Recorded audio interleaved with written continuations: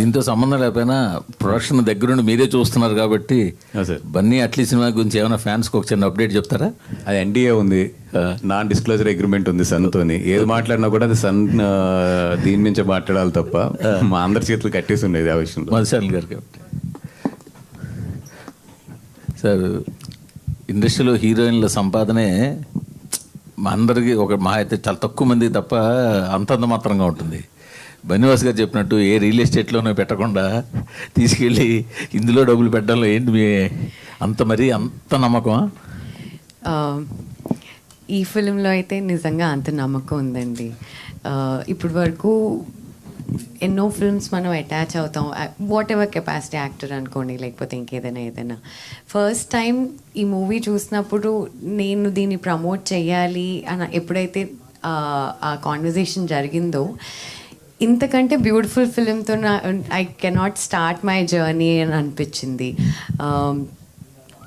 And more than anything Srujan గారి passion, ఆయన dedication, 1 year వాళ్ళు ఆయన టీం మొత్తం అంతా ఎంతైతే కష్టపడ్డారో ఆ జర్నీ అంతా నేను విన్న తర్వాత ఐ రియలైజ్డ్ అండి, ఎంతో కష్టపడి ఆయన పుష్పక విమానం చాలా పేరు వచ్చింది ఆయనకి.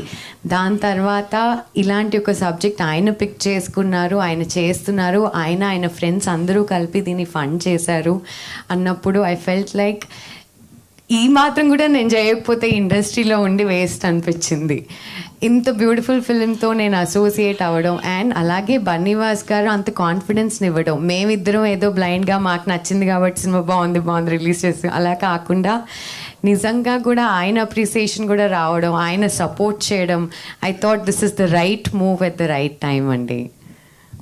వాసు గారు, ఇదే కదా స్క్రిప్ట్ దశలో మీ దగ్గరకు వస్తే ప్రొడ్యూస్ చేసేవారా? లేదు, హానెస్ట్గా చెప్తున్నాను కదా. ఎందుకంటే ఇది కథ చెప్పినప్పుడు దీన్ని ఎస్పెషల్లీ అమ్మాయి క్యారెక్టర్ టైమింగ్ అర్థం చేసుకోవడం చాలా కష్టం. అండ్ సెకండ్ థింగ్, నిజంగా ఇది కథగా చెప్పుంటే మాత్రం 100% ఎట్లా ఉంటుందంటే, మాకు ఆయన పల్లెటూరు మీద ఇట్ల మీద ఒక రైతు మీద ఎక్కువ ప్రేమ కలిగి తీస్తున్నాడు అనుకుంటాం, కానీ ఇంత కమర్షియల్గా మైల్ చేయగలడు దాన్ని అని మాత్రం కథ స్టేజ్లో అది పూర్తి దర్శకుడు పాయింట్ ఆఫ్ వ్యూ నుంచి వచ్చిన కథ కాబట్టి ఇది ప్రొడ్యూసర్గా అర్థం చేసుకోవడం కష్టం ఇది. బట్ ఆ బ్యూటిఫుల్ లైన్ అవుట్ మెయింటైన్ చేశారు చూసారు, హానెస్టీ మిస్ అవ్వకుండా at the same time commercial touch ఇచ్చుకుంటూ వెళ్ళారు చూసారు, అది చాలా కష్టం. అంటే ఈ రోజుల్లో నేను అట్లాగా చూసేది ఎక్కువ శేఖర్ కమ్ముల గారి దగ్గర ఉంటుంది.